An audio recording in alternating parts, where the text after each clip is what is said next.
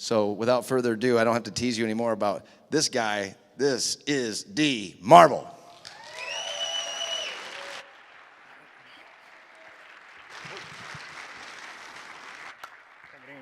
All right, thanks, man. All right. Hi, everybody. Before we get started, I'd like to say Jeffrey Epstein did not kill himself.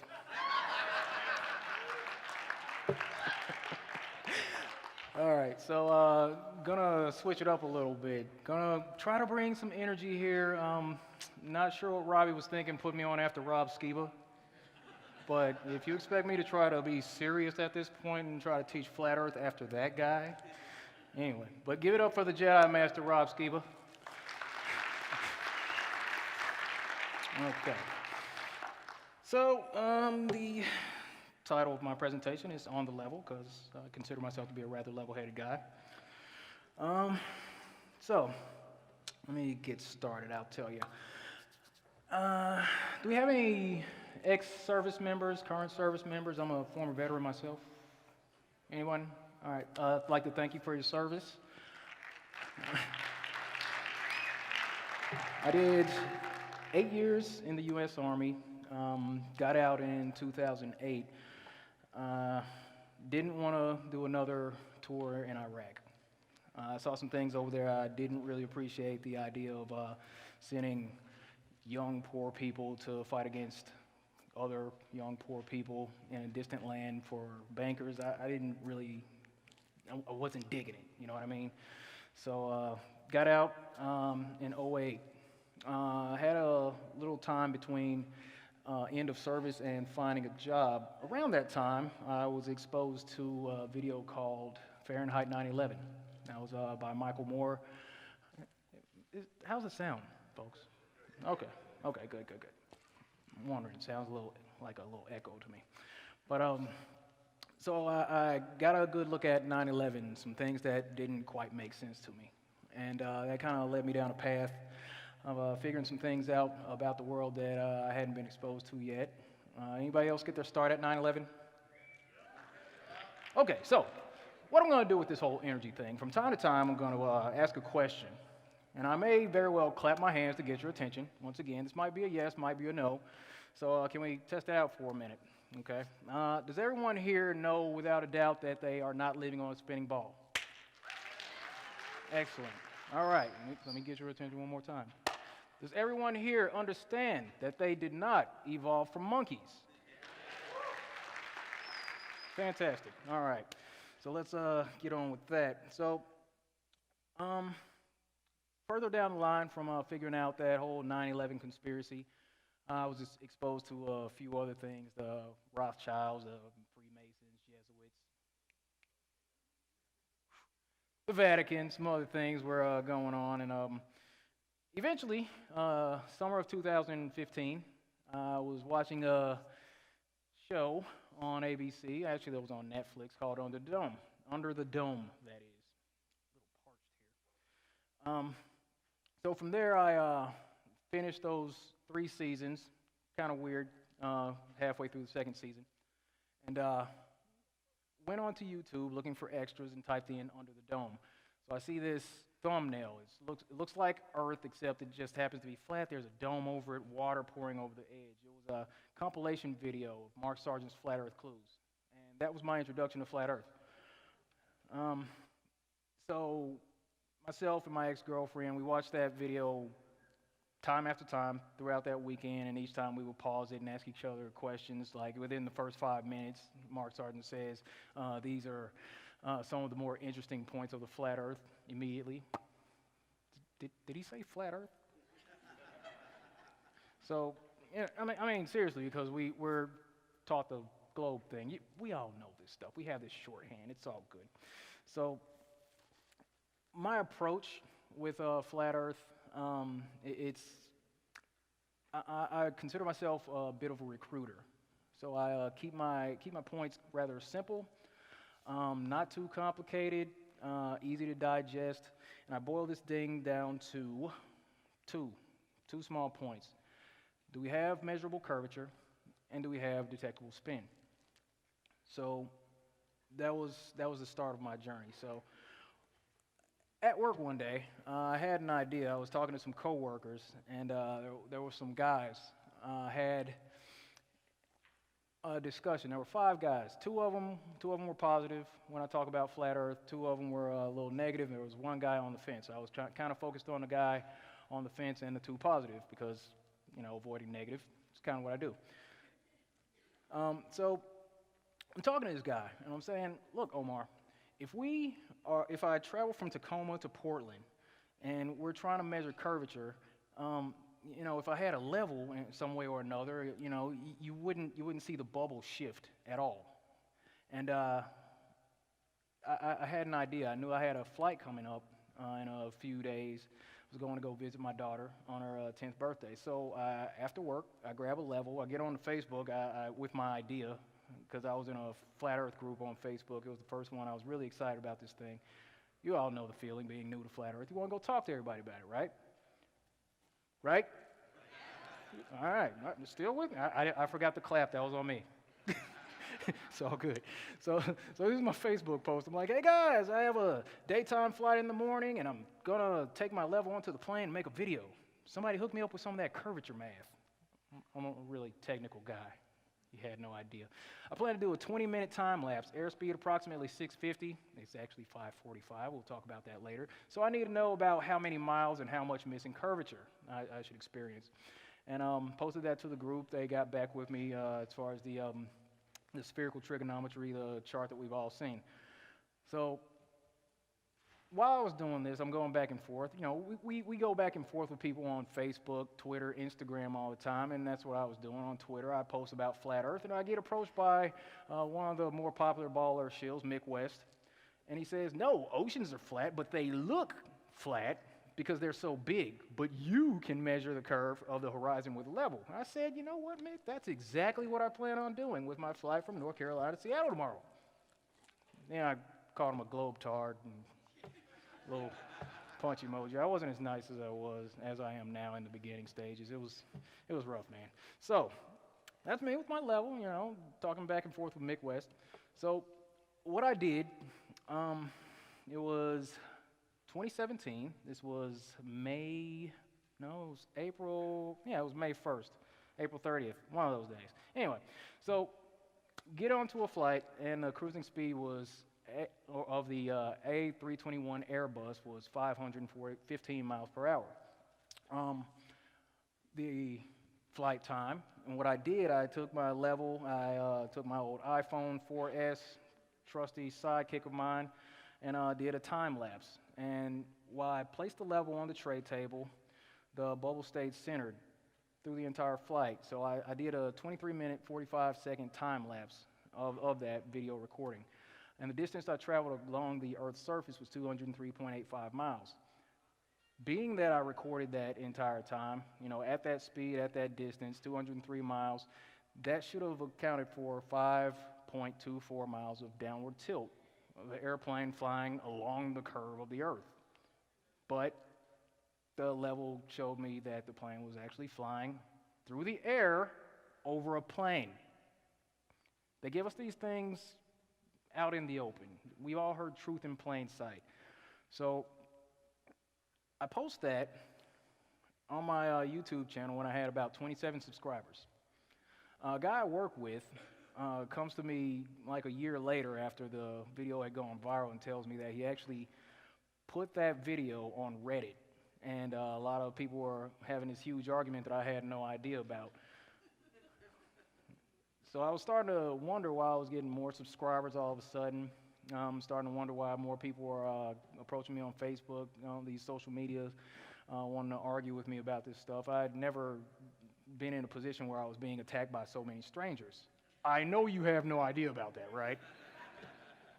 Because the second you say flat Earth, society's taught to flip on you. That's what happens. So because of that, the video went viral. I was written about in a ton of publications, and they would link the video to their article calling me an idiot. And and people would go to my channel and they would watch it, leave their comments or a thumbs up, mostly thumbs down. It's actually about a ratio of about 100 thumbs down to every one thumbs up. But Actually, funny story. One guy left a comment, and I forgot where I put that screenshot. He says, "I'm sorry I had to thumbs down your video. I needed the money." As if YouTube's kind of paying people, just pay. Seriously, I'm not kidding. If I had a screenshot, if I'm lying, I'm dying. Anyway, because it went viral, now you type in your Google search spirit level guy. What's up?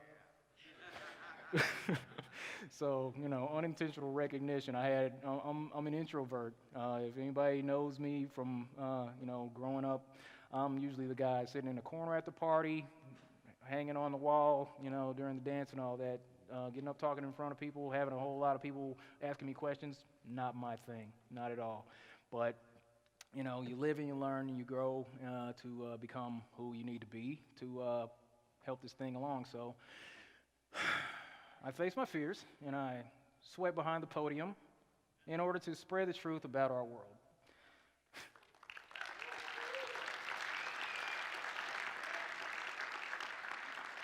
It's a little glistening there because I was running up and down the halls a minute ago. Seriously, I had to run upstairs just to get a little video clip and add it to this thing. I'll show you in a sec. All right, so because this video was making the rounds, all these people were coming to me. I'm getting rebuttals, the same rebuttals we always get. You don't understand how level works. Here, let me see now. I forgot to bring my level. It's in my bag over there. But anyway, a level's it's pretty simple. You grab the thing, you move it from one side or another. You sit it on a flat surface. The bubble moves to this side. That means this side's higher. It's pretty simple, right? A spirit level or a bubble level or a level is an instrument designed to indicate whether or not a surface is horizontal or vertical. Not too complicated. Simple guy, right? Easy stuff. The pilot wouldn't have to dip the nose down because he's flying along the curve of the Earth. Now you get to see my Microsoft Paint skills.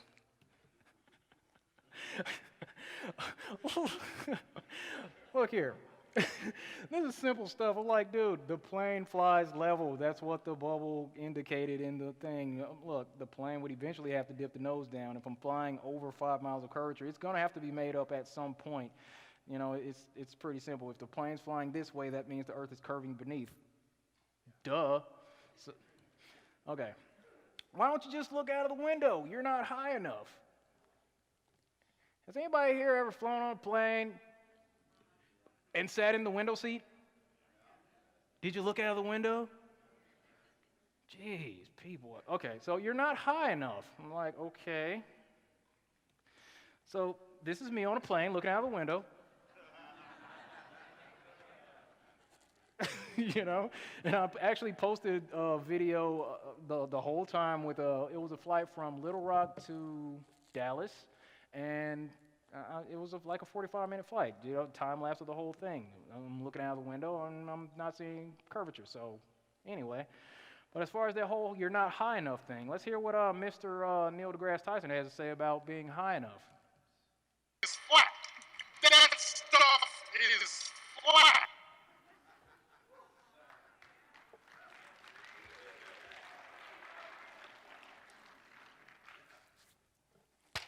So if Felix, in his edge of space jump, was not high enough to see the curvature, can we see it from an airplane at 35,000 feet? Thank you. You guys are awesome. All right, so moving along with this whole whether or not it's flat. So it was August 6th, 2018, the year of our Lord. Myself and a friend of mine, Mark, we worked together. He's a flat earther. We had an idea.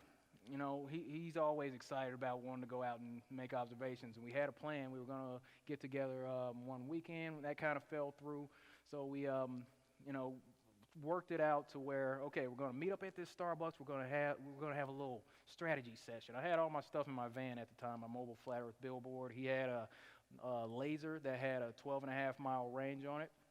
I got my P900. So hey, let's see what we can do. We found 2 points on the Puget Sound. All right, the laser was positioned at Owen Beach in Tacoma, Washington. That's where Mark was with the laser. I was across the water at Saltwater State Park. I was acting as the observer. There was a live stream going on that I did. I had an audience of What the heck? Okay, anyway, moving along. What is going on here? Anyway, so anyway, let's go back there. I'm just gonna wait for it. Come on. Gotta hit play again? Okay. Things are showing up. So anyway, the laser height was 10.5 feet above sea level. The distance was 10.3 miles across the sound. My camera height was at about 3.25 feet, or 3 feet 4 inches. So. So there's a picture of that. I thought it was pretty well documented, but some people didn't think so. And we were able to see the laser from across the water. Like I said, I had an audience of about 150 people on a live stream while we were doing this thing. And we were on the phone the whole time recording the entire situation there. And that's the perspective from both sides. That's Mark with the laser up on the ledge, shooting across the water, not into the water. We'll get into that in a second. And that's my camera showing that bright blue dot there, indicating that it is that's its laser. It's a blue laser flying across the water. Of course, that's it. So, for the people with common sense in the audience, I'm going to ask you: can you recognize whether or not a light is shining directly at you? Okay. All right. Good. Thank you. Common sense people in the room. That's awesome. So okay. So that's what we got to see there. All right. That's the perspective. This picture here in the bottom left corner. That's a screenshot from the camera, what it was picking up, and I had my phone doing the live stream, and that's what we got to see. We could actually see the faint. It looks purple right there because that was from the live stream, but we could see it. We could all see it just fine. You know, stormtroopers, they have really bad aim, right? But one of the main things that I got back was refraction. So, I mean, I just, don't even really take these folks seriously. Let's chat about this. So, yeah, it's like, dude, your aim's way off today. Are you not accounting for refraction? Because that's what they're telling me. You're like, you didn't account for refraction. So let's get into that a little bit. Refraction is the bending of a wave when it enters a medium where its speed is different. Enters into a medium. The refraction of a light, when it passes from a fast medium to a slow medium, bends the light ray toward the normal to the boundary between the two media. Okay? The examples here is like, if you're out spearfishing, you look in, you see what you think, where you think the fish is, and apparently that's the image, but the fish is actually in another place, or when you put a straw in a glass. However, the definition there is about light going through a medium, okay? That's the light going through a prism. That's an accurate depiction of refraction. A light going through this glass here, coming out on the other side, that's an accurate picture of refraction. The laser was above the water, so that doesn't really qualify. Does that make sense? Okay, good. Another rebuttal I get from these folks. Beam divergence. As if a laser's beam would spread out and then bend over the bulge of water in between us, and then meet my eye with this bright blue light. But beam divergence is an angular measure of the increase in beam diameter or radius with distance from the optical aperture or antenna aperture from which the beam emerges.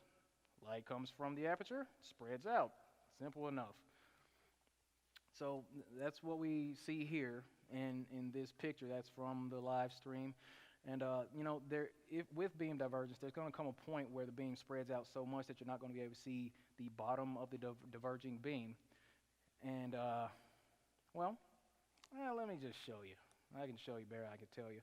You'll have to bear with me. I got a little excited here because, to me it was kind of game over with this one. But let's get into it. And... Yeah, that's perfect. Right there. Come back a little bit. Yeah, that's perfect.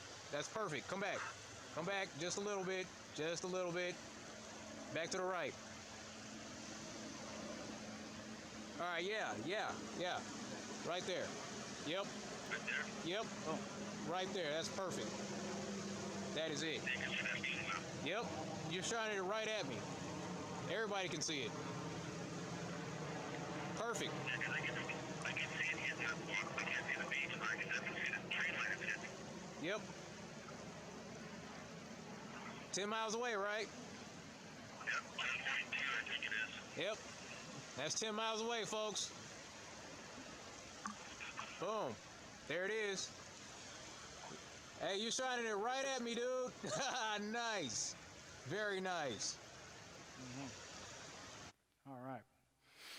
Conclusion. Mark and I observed that there was over 60 feet of missing curvature.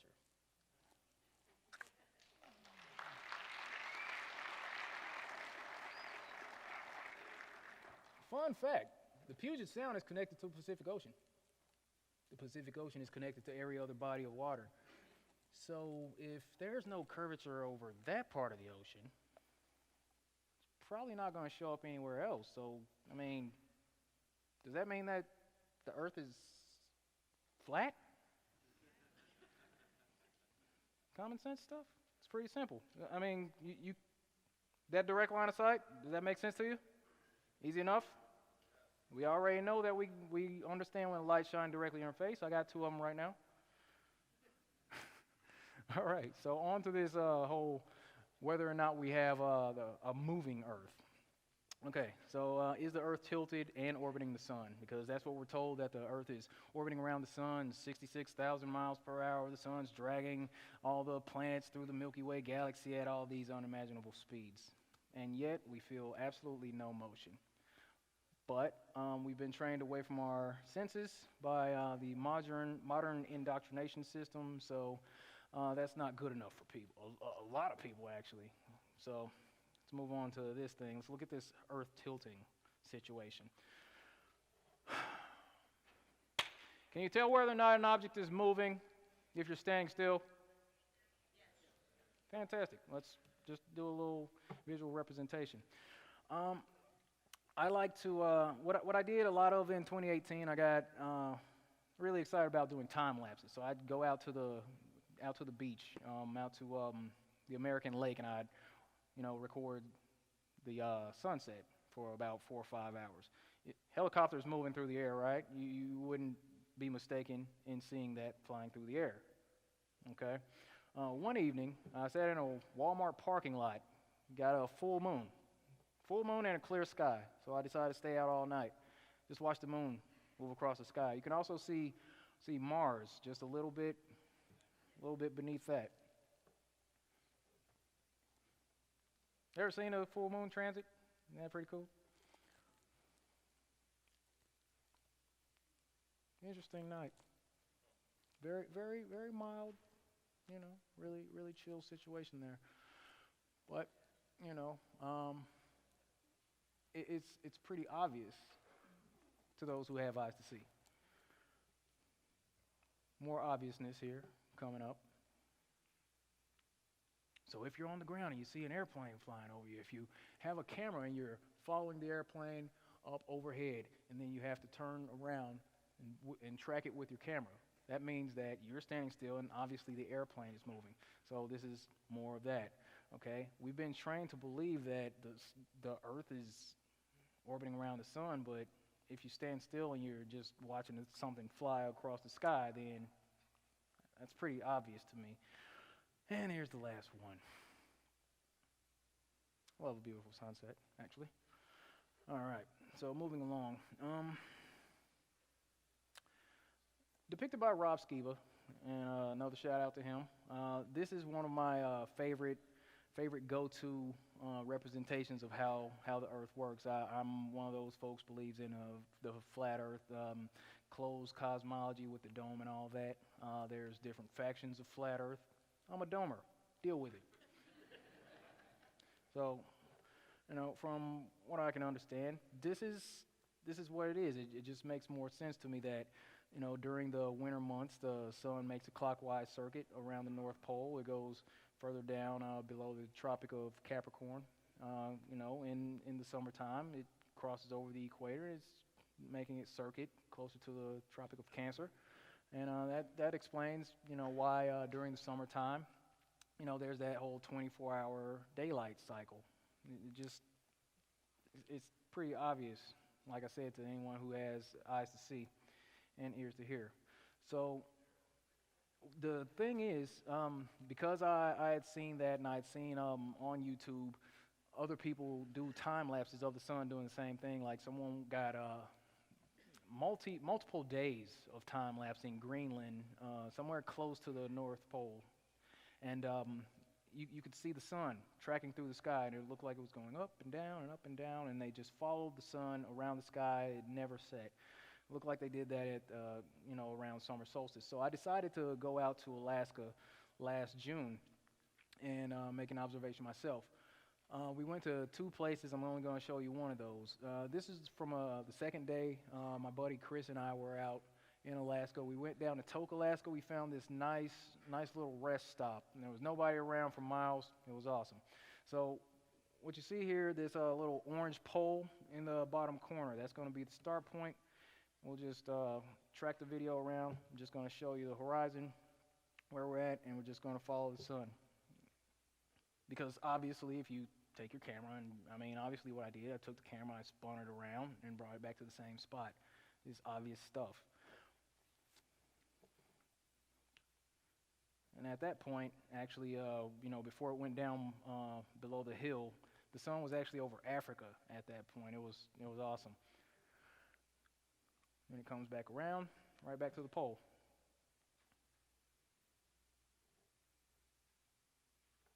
Finito. Do you know when a camera makes a 360? Yes or no? Yes. All right, so I mean, that's pretty much what you just saw. We're going to leave it at that. One more thing, let me see. What else we got? So there was another situation that I had. Back in 2017, I had an idea. I was at work one day, and I'm on Twitter, and one of my friends on Twitter, he posts a picture. He's in Australia, and he posts a picture of the sun and says, "This is right now in Australia." It had been like 5 minutes from when I'd actually checked that post. And he takes a picture of the sun rising. I'm like, sun's rising in Australia? It's about 1:30 in the afternoon in Tacoma. I'm looking up. I'm like, but the sun's right above my head right now. That's weird. So I get in contact with a couple of friends. My buddy Matt, he's in the UK, in England, and Luke Dow, he's in Australia. So I have an idea that I'm going to do a video chat with these guys to see where the sun is. I'm in Tacoma. If the sun's above my head in Tacoma, I want to see where it's at in England. I want to see where it's at in Australia. So what we did just that. There was a video I got on my channel. It's called Globe Debunked in Under 6 minutes. It's actually 5 minutes, 59 seconds, going over this technically. And what we saw, Matt could see the sun going down on the horizon. It was 9:03 where he was at, 1:03 in the afternoon where I was. Sun's high in the sky, it's going down where he's at. A few minutes later, I'm like, "Hey Matt, appreciate you. Thank you for your participation in this situation." Still haven't met the guy face to face. Love him to death. Texted him the other day. He's still willing to help out anytime. He's out flat smacking people in the UK all over the place. Good guy. You know, Flat Earthers unite.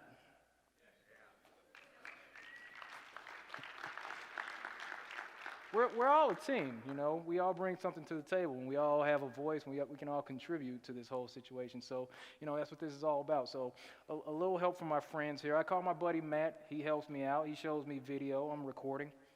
And I call Luke. He's in Australia, in Biloela, central Queensland.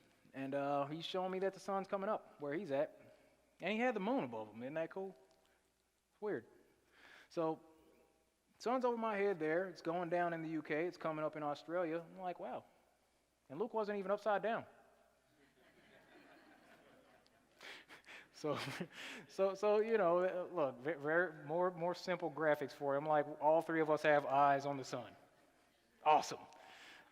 So that was, you know, I just like to make these simple observations. Like, does that really make sense on a globe, man? I don't think so. But here, let me.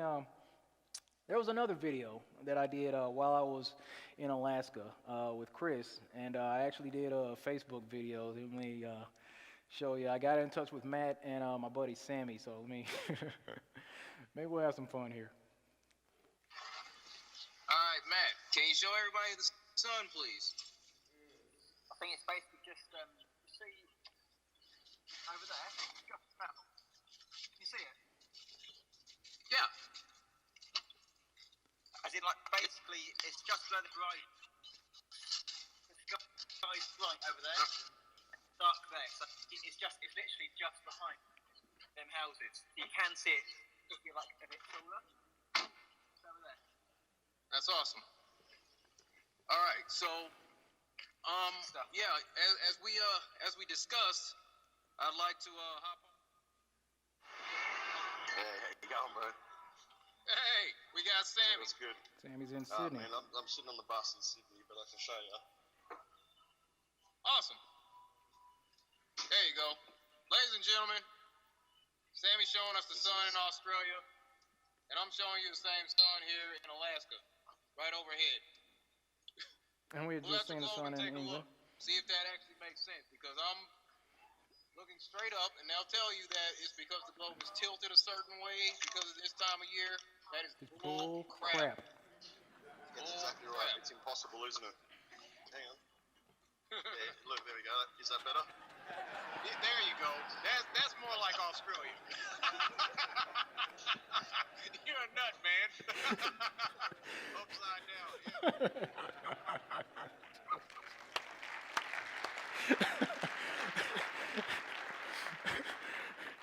I had about 30 more seconds of laughter there, but I decided to spare you that, but yeah. Oh, that was all kinds of fun. Okay, so you didn't account for the tilt of the Earth. This just proves the globe. How? But okay, all right, fine. So I did a follow-up on that video and pulled my globe out, and you know what?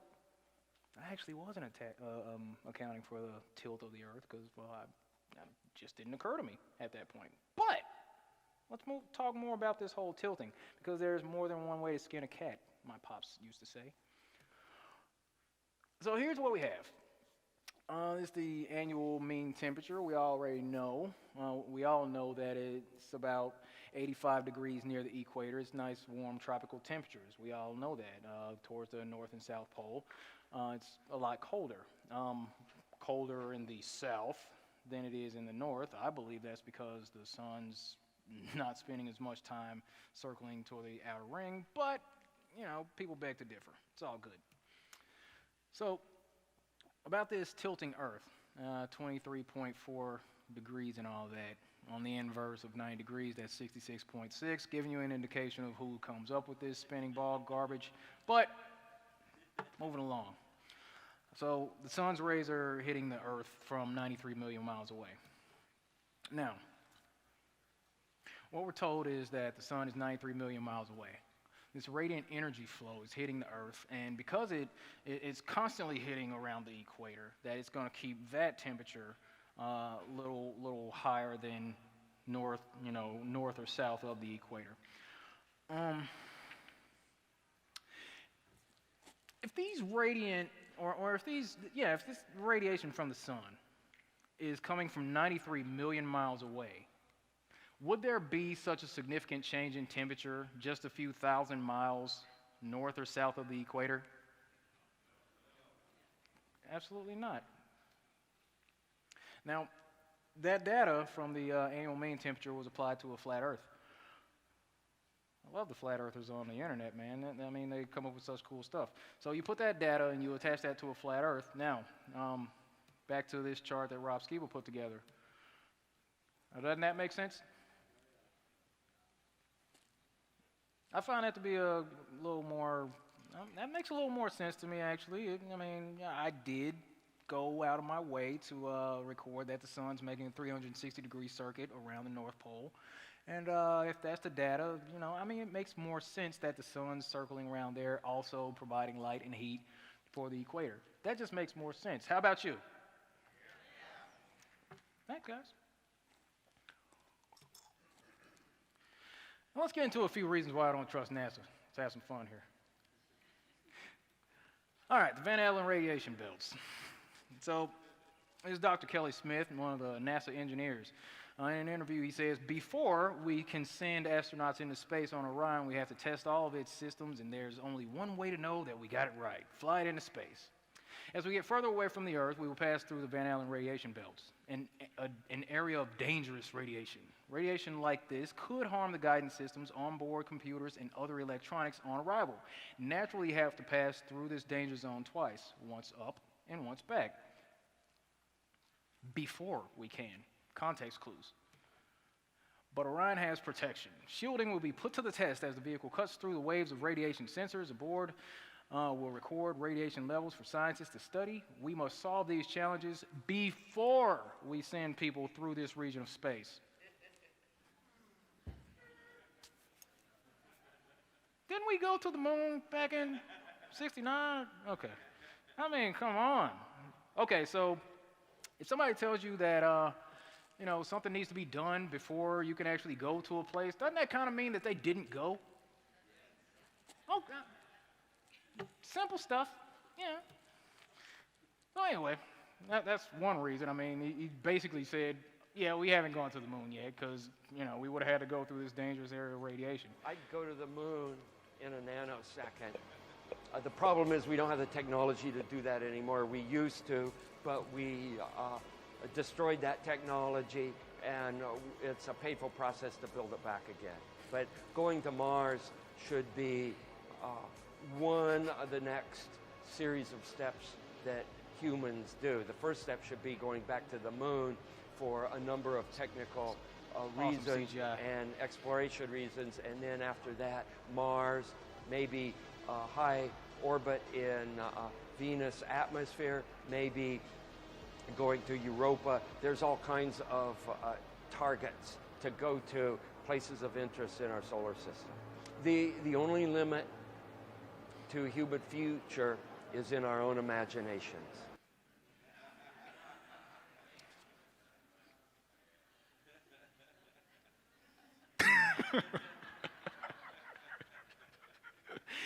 Okay, so a lot of us already know the relationship between NASA and Disney anyway. You know how Werner von Braun, one of the higher-ranking NASA engineers, was really tight with Walt Disney. So somebody posted this online. I'm like, well, that's obvious.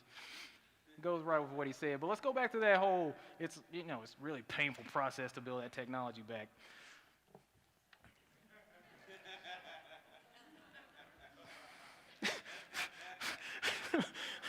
Does that make sense? Look, but that isn't just any phone, folks. That is the Moon Reacher 3000.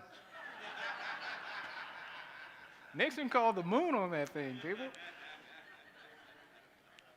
And we lose service on freaking, Samsung, like going from one town to another. But yeah, to the moon, right? Sure. Okay, more technological comparison. This is the 2019 Gran Turismo convertible. $164,980. Pretty nice, right? All right, here's the 2019 Ferrari Portofino, $214,533. Sleek. And here's the 1969 Moon Rover, $9.5 million.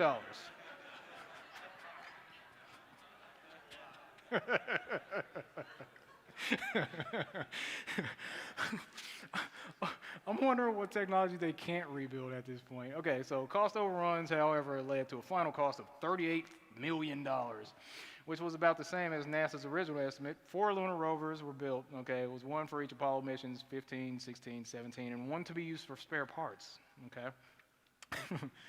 All right, so we're going to get back to that lunar rover in just a second. So here's what NASA says. Okay, they admit that the moon landing tapes were erased. Ridiculous. I'm pretty sure that this company would keep those type of things on hand. I mean, I'm pretty sure some of us have children who will draw something and it's hanging up on your fridge until you have to take it down, right? But they lost the mankind's greatest achievement. We can't track that. We can't go back and check the tapes. Okay. So NASA admitted in 2006 that no one could find the original video recordings of the July 20th, 1969 landing. Since then, Roger Navsger an engineer at NASA's Goddard Space Flight Center in Maryland who oversaw television processing at the ground tracking site during Apollo 11 mission, has been looking for them. The good news is he found out where they went. The bad news is that they were part of a batch of 200,000 tapes that were degaussed magnetically, erased, and reused to save money. To save money. Okay, let's get back to that lunar rover. But this is, you know, I was looking at this thing, I took some time trying to figure this whole thing out. I'm like, okay, so, you know, each tire must be about $100,000. That frame, that's probably $350. This, you know, metallic umbrella, no. Then I look closer, I'm like, oh, I got it. Check this out. I did some digging on the internet, man. Check out what I found.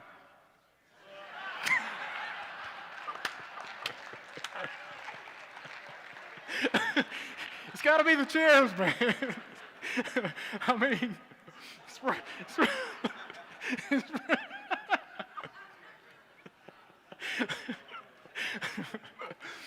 all right.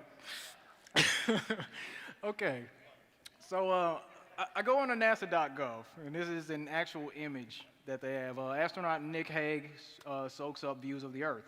Okay, it's awesome. You know, the helmets, they have this highly reflective glass on the visor, and you can see forever with these things. It's crystal clear. It's awesome. Okay, and this is an actual image from NASA.gov. You can look it up yourself. Something's missing though. What's taking the picture?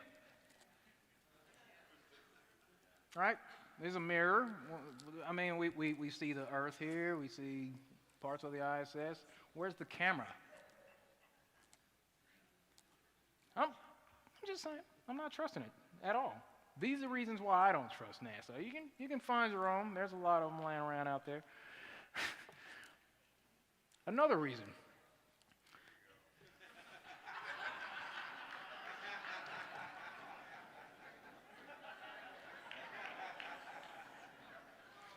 Yeah, that's a real article. NASA wants to probe deep into Uranus in search of smelly gas.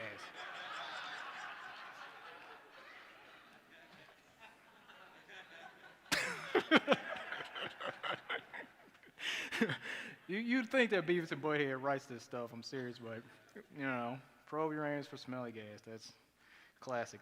All right, so censorship of flat Earth, that's something we have to deal with these days.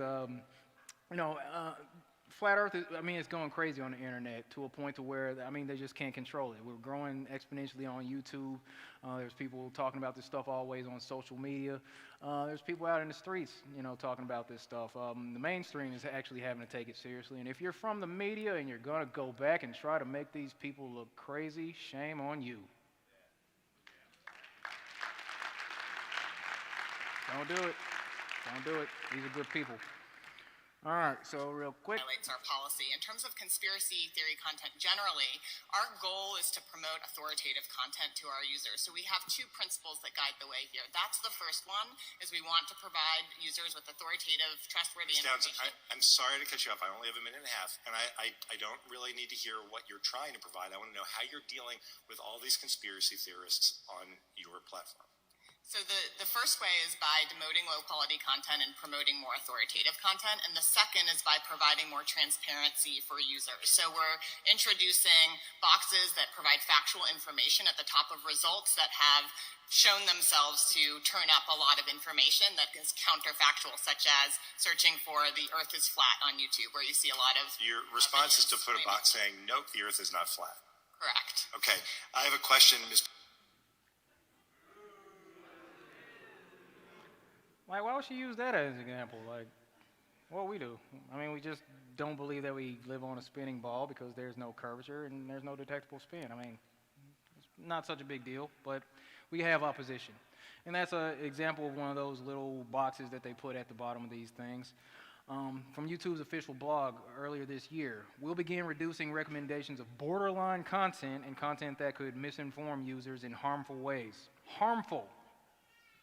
Such as videos promoting a phony miracle cure for a serious illness, claiming the Earth is flat, or making blatantly false claims about the historic events of 9/11. What we're doing is dangerous? Come on, man. I don't think so. I mean, like, has anyone been hurt? Look, pull out a little ball, pull out a little doll or something. Show me where the flat earth hurt you. That's what we gotta do for these folks.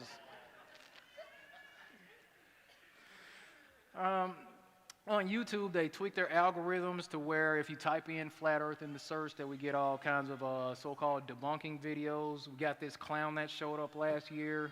He put out a video. You know, you can go down pages and pages. It's all going to be negative. And this is what we have to deal with. So this is why we have to take the message offline. We have to take it to the streets. We have to go talk to people in real life. And there's a lot of people doing that. Shout out to Authentic Intent. You know, Flat Earth Fokker, got to get that right.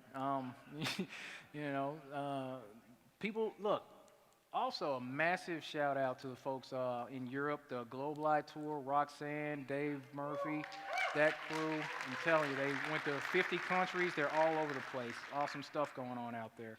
But I did a little activism myself. Got my mobile Flat Earth billboard. I was driving that thing around for 2 years, spreading the message everywhere I went. Easy enough. There's a little activism with myself, my buddy Ted in the back. What's up, dude?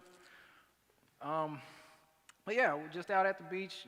Got some stuff from Flat Earth 101. You guys ever seen Nikon P900? Nikon, I have not. Dude, zoom on this thing is talking crazy. to these people about, never mind, I'll just skip that. Anyway, so look, I'm almost out of time. So if you want to get involved in activism, you can go to flatearth101.com, grab some stuff over there. You know, they have videos, they have articles, maps, post-it stickers, posters, whatever. You can go do your activism there with different websites to connect people to, get you on your way to spreading this thing out.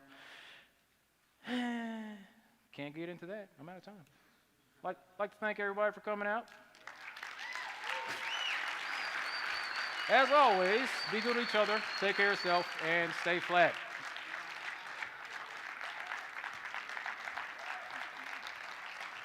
Rick, you up?